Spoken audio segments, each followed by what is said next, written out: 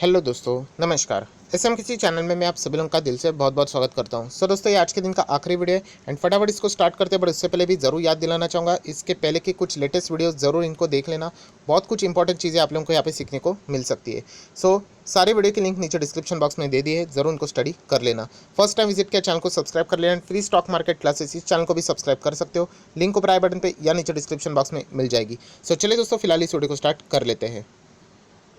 दोस्तों, अभी हम लोग आ चुके हैं हमारे नॉर्मल स्क्रीन के ऊपर। सबसे पहले अगर हम लोग यहाँ पे बात करेंगे तो ऑडी आप सभी लोगों को पता होगा कि कार के ब्रांड में बहुत बड़ा नाम है यहाँ पे। एंड वहाँ पे अगर हम लोग बात करें तो आप सभी लोगों को पता है यहाँ पे इलेक्ट्रिक व्हीकल की बातें बहुत ज़्यादा यहाँ पे चल रही है। एंड एबीबी इंडिया के साथ ऑडी का यहाँ पे हम लोग को पार्टनरशिप यहाँ पे होते हुए देखने को मिली, करार होते हुए देखने को मिल रहा है, जहाँ पे एबीबी इंडिया अगर हम लोग बात करें ऑडी इंडिया को क्या करेंगे, चार्जिंग सॉल्यूशंस यहाँ पे प्रोवाइड करने की बात यहाँ पे हो चुकी है। एंड ये ज़बरदस्त कॉन्ट्रैक्ट भी हम लोग को होते हुए देखने को यहाँ पे मिल चुका है। एक पॉजिटिव खबर है एबीबी इंडिया से रिलेटेड। एबीबी इंडिया इसके पहले भी अगर हम लोग बात करें तो हम कह सकते हैं अशोक लेलैंड के साथ भी इनका जो करार यहाँ पे हुआ था उसके चलते ये पॉपुलर हो चुकी थी। 80% की रिटर्न एक साल में यहाँ पे फिलहाल ये दे चुका है स्टॉक। मैक्सिमम चार्ट पैटर्न की बात करें तो आप देख सकते हैं हाईली वॉलेटाइल स्टॉक है। यहाँ पे लगातार इन्वेस्टमेंट की अगर हम लोग बात करें एसआईपी के मोड में आगे बढ़ना थोड़ा सा रिस्की भी साबित हो सकता है। एबीबी इंडिया हम कह सकते हैं ऑडी इंडिया के साथ यहाँ पे करार हो चुका है, जो कि एक अच्छी बात हम लोग को फिलहाल देखने को मिल रही है। देन दोस्तों, अगर हम लोग यहाँ पे बात करें टाटा से जुड़ा हुआ एक बहुत ही popular stock Tata consumer product, कल इस कंपनी के नंबर्स हम लोग को देखने को मिले थे। एंड कंपनी के नंबर हम लोग को वैसे ही जैसे ही बाकी कंपनीज के देखने को मिलते हैं वैसे ही देखने को यहाँ पे मिले हैं। हालांकि आप सभी लोगों को पता है जो भी कंपनियां ग्राउंड लेवल पे काम करती है उनके नंबर्स में बहुत ज़्यादा अनसर्टेनिटीज देखने को मिल रही है, क्योंकि number of days exactly determine हम लोग नहीं कर सकते कि कंपनी का बिजनेस कितने दिनों तक यहाँ पे चला है। तो इसीलिए जितने भी एफएमसीजी कंपनी रिटेल ग्रुप से जुड़ी हुई कंपनीज है उनमें अनसर्टेनिटी देखने को मिली है। एंड हर कंपनी के जो नंबर्स है वो हम लोग को क्वार्टर ऑन क्वार्टर थोड़े से down and year on year basis improve ही देखने को यहाँ पे मिल चुके हैं।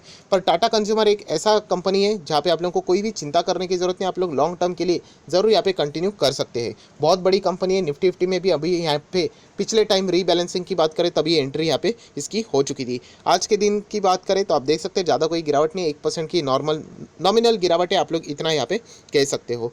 जिनके पास भी रहेगा ऑब्वियसली आप लोग यहाँ पे कंटिन्यू कर लेना। नेक्स्ट अगर हम लोग बात करें दोस्तों state bank of India, yes SBI की बात करें तो लिटरली इस बैंक ने सभी लोगों को यहाँ पे चौंका के रख दिया है। खास करके जो इनके क्वार्टर 4 के जो नंबर्स थे वो बहुत ही शानदार थे, बहुत ही शानदार। एंड लगा था कि क्वार्टर 1 के नंबर्स यहाँ पे नरम आ सकते, बट ऐसा बिल्कुल भी नहीं हुआ है। इनफैक्ट जो भी एक्सपेक्टेशन थी वैसे ही हम लोग को नंबर्स यहाँ पे देखने को मिले। इनफैक्ट कुछ जगह पे तो बहुत ही अच्छा खासा कंपनी ने परफॉर्मेंस भी यहाँ पे दिखाया है। एंड इसी के चलते आप लोग देख सकते हैं कि यहाँ पे गजब की तेज़ी भी हम लोग को यहाँ पे स्टेट बैंक ऑफ इंडिया में भी यहाँ पे देखने को मिली है। कुछ अगर हम लोग यहाँ पे नॉर्मल चीज़ें अगर हम लोग बात करें जैसे कि ईपीएस की तो या फिर अर्निंग्स की बात करें तो आप लोग यहाँ पे कह सकते हैं, देखिए ईपीएस भी यहाँ पे एस्टिमेशन जो किया गया था क्वार्टर 1 का उसको यहाँ पे फिलहाल तो बीट कर दिया है। और भी कुछ अगर हम लोग यहाँ पे हाईलाइट्स की बात करें जैसे कि आप लोग देख सकते हो कि यहाँ पे कोई भी नेगेटिव चीज़ हम लोग को यहाँ पे देखने को नहीं मिली, जो कि बहुत ही एक ज़्यादा सरप्राइजिंग बात है। बैंक्स की बात करें तो आप लोगों को पता है प्रॉफिट तो हम लोग देखते हैं, प्रोविजनिंग देखते हैं, देन एनपीएस भी देखते हैं, asset quality, net interest income देखते हैं। ये सारी चीज़ें अगर हम लोग देखेंगे तो बहुत ही अच्छा तरीके से परफॉर्मेंस यहाँ पे दिखा है। आप लोग देख सकते हैं public sector lender beat the street estimate, SBI की अगर हम लोग बात करें एंड ये सेकंड टाइम होते हुए देखने को मिल रहा है। क्वार्टर 4 में भी ज़बरदस्त परफॉर्मेंस था एंड इस वक्त भी ज़बरदस्त परफॉर्मेंस देखने को मिला है। प्रॉफिट भी आप देख सकते हो 55% की जंप दिखा रहा है एंड नेट इंटरेस्ट इनकम वो भी हम लोग को 4% year on year basis jump करते हुए देखने को यहाँ पे मिल रहा है। बाकी सारी की सारी चीज़ें अगर हम लोग देखेंगे तो बहुत ही शानदार हम लोग को देखने को मिले। प्रोविजनिंग की भी अगर हम लोग बात करें तो आप देख सकते हैं प्रोविजनिंग भी डीप होते हुए थोड़ा सा नीचे जाते हुए देखने को मिल रहा है। जो एंड असेट क्वालिटी की भी अगर हम लोग बात करें तो ये सारी चीज़ें अगर हम लोग जोड़कर बात करें तो इतना ही कहना चाहूँगा कि एसबीआई के नंबर बहुत ही ज़्यादा शानदार देखने को यहाँ पे मिल चुके हैं। स्टेट बैंक ऑफ इंडिया के नंबर्स अगर अच्छे आ जाते हैं तो आप ज़रूर कह सकते हैं बाकी भी जो पब्लिक सेक्टर बैंक से राइट उनमें भी हम लोग को एक जोश भरते हुए देखने को यहाँ पे मिल जाएगा, क्योंकि ये नंबर 1 बैंक है। अगर हम लोग पब्लिक की बात करें तो एंड उसके परफॉर्मेंस अगर अच्छे आते तो बाकी कंपनीज में भी हम लोग को फ्यूचर में सुधार देखने को मिल सकता है। एक छोटा सा पॉजिटिव इंडिकेशन जाते हुए देखने को मिल सकता है।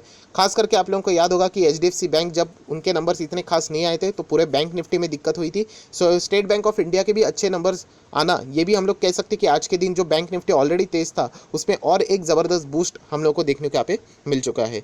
एसबीआई अगर हम लोग बात करें जिनके पास रहेगा डेफिनेटली वो यहाँ पे कंटिन्यू कर सकते हैं।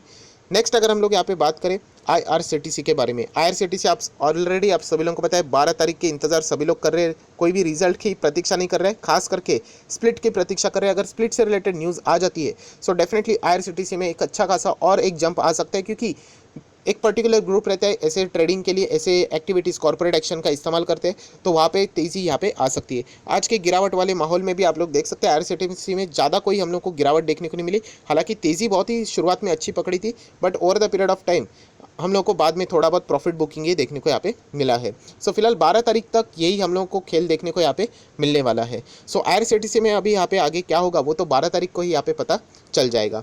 नेक्स्ट अगर हम लोग यहाँ पे बात करें तो दोस्तों वोडाफोन आइडिया, यस इससे रिलेटेड मैं ऑलरेडी एक डिटेल वीडियो बना चुका हूँ। 18% की गिरावट, लगभग 18 से 20% की गिरावट हम आज के दिन यहाँ पे कह सकते हैं। सो यहाँ पे फिलहाल दो खबरें हम लोग को यहाँ पे देखनी है। अगर मैं सबसे पहले अगर हम लोग बात करूँ तो आप लोग देख सकते हैं कुमार मंगलम बिरला, यस उन्होंने यहाँ पे स्टेप डाउन कर दिया है as a non executive chairman Vodafone Idea. Obviously इतनी अभी कंपनी की हालत ख़राब है तो वो ज़रूर स्टेप डाउन यहाँ पे हो जाएंगे, या फिर आप बोल सकते हैं उन्होंने अपनी पोजीशन से यहाँ पे रिज़ाइन भी कर दिया है। वोडाफोन आइडिया वालों के लिए थोड़ी सी अगर हम लोग यहाँ पे बात करें तो एक पॉजिटिव खबर भी यहाँ पे देखने को मिल रही है। Positive in the sense of what? So दोस्तों पॉजिटिव आप लोग यहाँ पे देख सकते हैं, relief package likely for the stress telecom sector, यहाँ पे ऐसी बातें फिलहाल यहाँ पे चल रही है। उसी के साथ साथ अगर हम लोग एक ज़बरदस्त सिर्फ स्पेसिफिकली वोडाफोन आइडिया की अगर हम लोग बात करें तो आप लोग देख सकते हैं government likely to announce relief package for telecom sector by August. तो ये भी एक हम लोग को वोडाफोन के लिए खास करके अगर हम लोग यहाँ पे कहें तो उनके लिए एक संजीवनी बूटी जैसी ये काम यहाँ पे कर सकती है। सो दोस्तों बस मैं इतना ही कहना चाहूँगा कि अगर ऐसी कोई पॉजिटिव खबरें आ जाती है वोडाफोन आइडिया के लिए, क्योंकि अभी ये तो पूरा ट्रेडिंग वाला स्टॉक है, इन्वेस्टमेंट करना नहीं है, बहुत सारे लोग फिर भी यहाँ पे इन्वेस्टमेंट कर रहे हैं, अभी उनको भगवान ही फिलहाल बचा सकते हैं।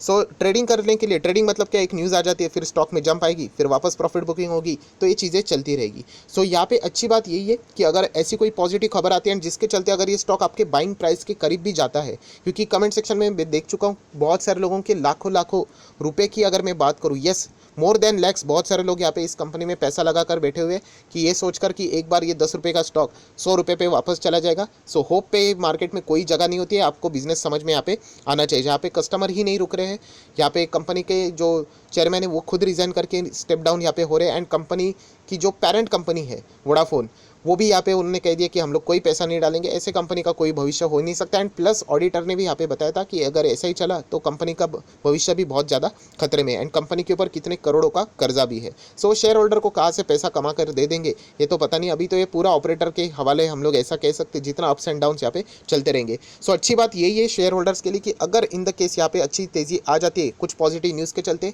सो जिन्होंने बहुत हेवी अमाउंट लगाया है सो ऐसे न्यूज़ का फ़ायदा उठाकर एग्जिट कर लीजिए, अपने पोर्टफोलियो को सुरक्षित रख लीजिए। अच्छे स्टॉक में आप लोगों ने पैसा यहाँ पे लगाना चाहिए लगातार। अगर मैं 1 साल की भी बात करूँ तो आप लोग यहाँ पे देख सकते हो गिरावट वाले जो स्टॉक हम लोगों को यहाँ पे देखने को मिल रहे हैं वहाँ पे कोई भी पैसा नहीं बनता है। सो ऐसे स्टॉक से आप लोगों ने यहाँ पे दूर ही रहना चाहिए। इन्वेस्टमेंट की यहाँ पे मैं बात करूँ, ट्रेडर लोग तो अपना खेल यहाँ पे खेलते रहेंगे। सो ये कोई फर्स्ट स्टॉक नहीं है, इसके पहले भी बहुत सारे ऐसी चीज़ें हो चुकी है जिसमें हमेशा ज़्यादा विकेट किसकी जाती है, रिटेल इन्वेस्टर की जाती है। सो अगर आप एक रिटेल इन्वेस्टर है, नए निवेशक हो, तो ऐसे स्टॉक से बच के रहना। बहुत सारे ऐसे वीडियोस आपको आर्टिकल्स भी देखने को मिलेंगे कि 5-6 रुपये का स्टॉक वापस ऊपर जाएगा करके। तो अगेन कह रहा हूँ ये चीज़ें चलती रहती है। देखिए 90% ये स्टॉक अभी क्रैश हो चुका है, यहाँ पे ज़्यादा कुछ बातें कहने लायक बची नहीं है।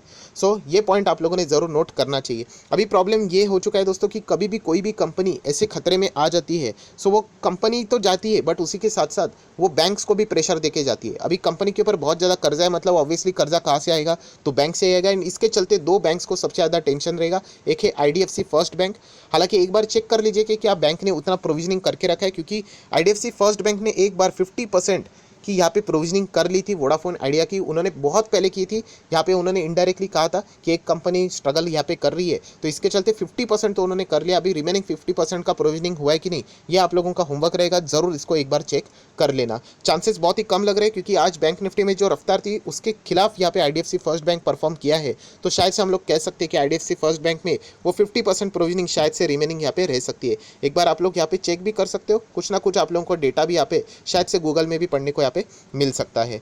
नेक्स्ट अगर हम लोग बात करें तो इंडसइंड बैंक भी इसके चलते प्रेशर में आप लोगों को देखने को भी यहाँ पे मिल सकता है। ये डिपेंड करता है कि इन्होंने कितना प्रोविजनिंग यहाँ पे किया होगा। अगर कुछ भी नहीं किया है तो डेफिनेटली बहुत ही ज़्यादा प्रॉब्लम यहाँ पे इन बैंक्स के ऊपर भी यहाँ पे आ सकती है। और एक सवाल यहाँ पे पूछा जा रहा है कि येस बैंक को इसका फ़र्क पड़ेगा। येस बैंक से रिलेटेड जितने भी मतलब प्रोविजनिंग वाली बातें थी वो ऑलरेडी यहाँ पे कवर हो चुकी है। आप सभी लोगों को पता है कि राणा कपूर एंड उनके अंडर का मैनेजमेंट जितने भी कंपनीज को इन्होंने लोन दे के रखे थे जो वापस नहीं आए, उन्होंने कोई भी प्रोविजनिंग नहीं की थी या फिर जितनी करनी चाहिए थी उससे कम की थी। तो इसके चलते क्या होता, प्रॉफिट बहुत ही सुंदर देखने को मिल रहा था, बैलेंस शीट बहुत ही हेल्दी देखने को मिल रही थी। एंड बाद में रवनीत गिल हम कह सकते हैं उनके अंडर जो मैनेजमेंट है आया एंड उन्होंने जब बताया कि लगभग 1.5 लाख करोड़ की प्रोविजनिंग यहाँ पे उन्होंने हाइड की थी एंड वो प्रोविजनिंग आने के बाद पूरा बैंक कोलैप्स हो चुका था। सो जितने भी येस बैंक के पहले डिफ़ॉल्ट वाले जो लोन्स थे उनकी प्रोविजनिंग ऑलरेडी हो चुकी है। सो यहाँ पे येस बैंक से रिलेटेड कभी भी ऐसी खबरें यहाँ पे आती है तो उसका कोई भी फर्क येस बैंक को यहाँ पे नहीं पड़ेगा।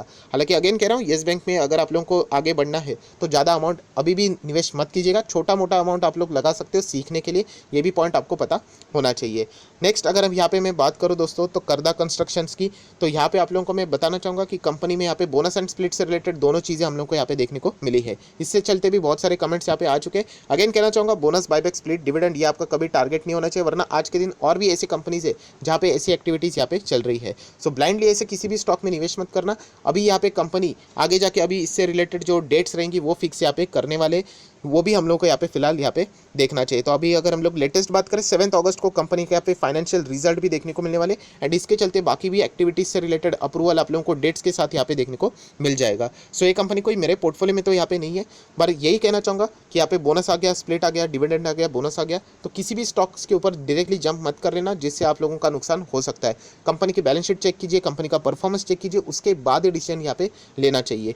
सो जितनी भी इंपॉर्टेंट खबरें थी वो मैंने फटाफट यहाँ पे कवर कर ली। वीडियो अच्छा लगे तो लाइक एंड शेयर भी यहाँ पे कर देना। So that's it, thank you very much दोस्तों, we will be meeting earning, तब तक के लिए बाय बाय।